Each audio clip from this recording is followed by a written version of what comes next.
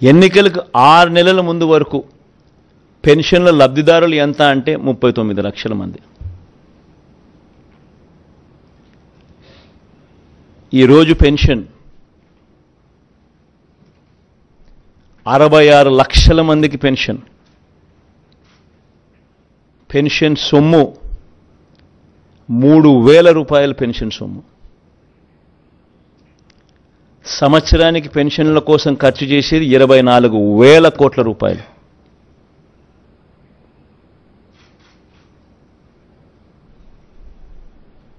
Most important aspect ఏమిటో తెలుసా?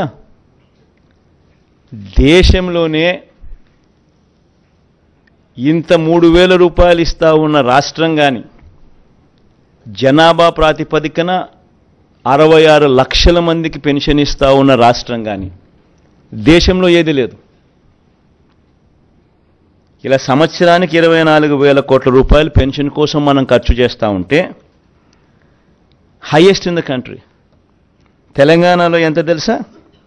కేవలం 43 లక్షల మంది పెన్షన్ అమౌంట్ 2,000 రూపాయలు ఇచ్చేది, ఖర్చు చేసేది సంవత్సరానికి 12,230 కోట్లు.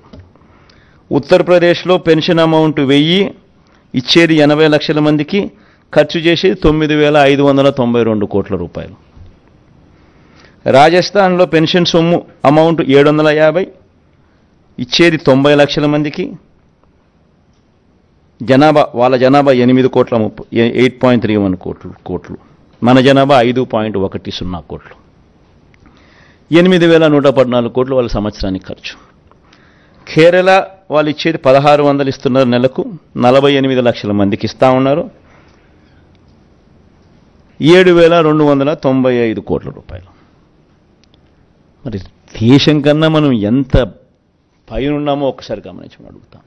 ఈ మాట ఎందుకు చెప్తా ఉన్నానంటే, జగన్కు మనసు ఉంది, జగన్కు మానవత్వం ఉంది.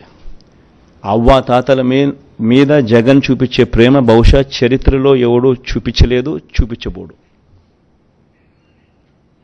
ఇది ఎందుకు చెప్తా ఉన్నానంటే, పెన్షన్ల పెంపు అనే కార్యక్రమం కూడా 3,500కు పెంచుతాం. 250 రూపాయలు పెరిగేది జనవరి 2028, ఇంకొక 250 రూపాయలు పెరిగేది జనవరి 2029. ఈ డేట్లతో సహా కూడా ఎందుకు చెప్తా ఉన్నాను అని అంటే, కల్ముషం లేదు నాలో, అబద్ధం చెప్పదలుచుకోలేదు, మోసం చేయదలుచుకోలేదు. రాష్ట్ర వనరులు సపోర్ట్ చేయాలి. సపోర్ట్ చేయగలిగినప్పుడే పెన్షన్ను మనం ఇవ్వగలుగుతాం, ఇంత సొమ్ము ఖర్చు చేయగలుగుతాం. లేకపోతే చేయని కూడా చేయలేం. 250 రూపాయలు పెరిగింది అని అంటే దాదాపుగా దాని కాస్ట్ 2,000 కోట్ల రూపాయలు పైచిలుకు పడుతుంది. మరో 250 కోట్లు పెరిగిందంటే దాని కాస్ట్ 4,000 కోట్లకు పెరుగుతుంది సంవత్సరానికి, ప్రతి సంవత్సరం. సో సపోర్ట్ చేసే పరిస్థితి ఉండాలి.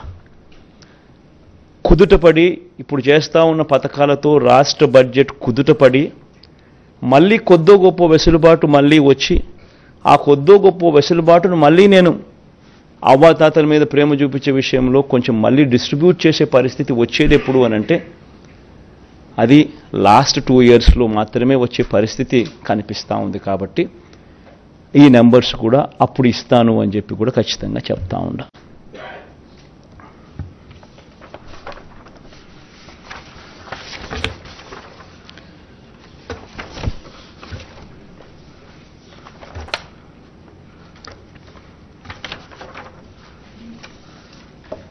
వ్యవసాయ రంగం, రైతన్నలకిచ్చే రైతు భరోసా సొమ్ము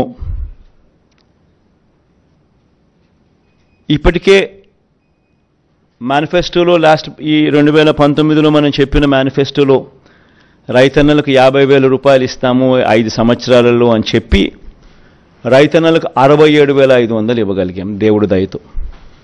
13,500 రైతు భరోసాగా ఇస్తూ,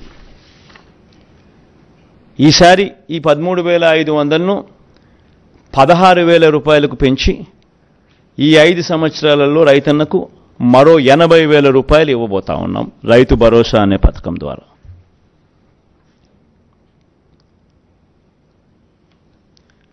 దీనివల్ల 5 ఏళ్లలో రైతుల సంక్షేమం కోసం దాదాపుగా 53 లక్షల మంది రైతన్నలకు దీనివల్ల మంచి జరుగుతుంది. ఇప్పుడు జరుగుతూ ఉన్నట్టుగానే ఈ కార్యక్రమం కొనసాగుతుంది. కొనసాగే ఈ కార్యక్రమం 13,500 నుంచి 16,000కు పెంచి ఇవ్వడం జరుగుతుంది. ఇప్పుడు ఇస్తా ఉన్నట్టుగానే 3 దఫాల్లో సంవత్సరానికి ప్రతి సంవత్సరం 3 దఫాలుగా ఇప్పుడు ఇస్తా అన్నట్టుగానే జరుగుతుంది.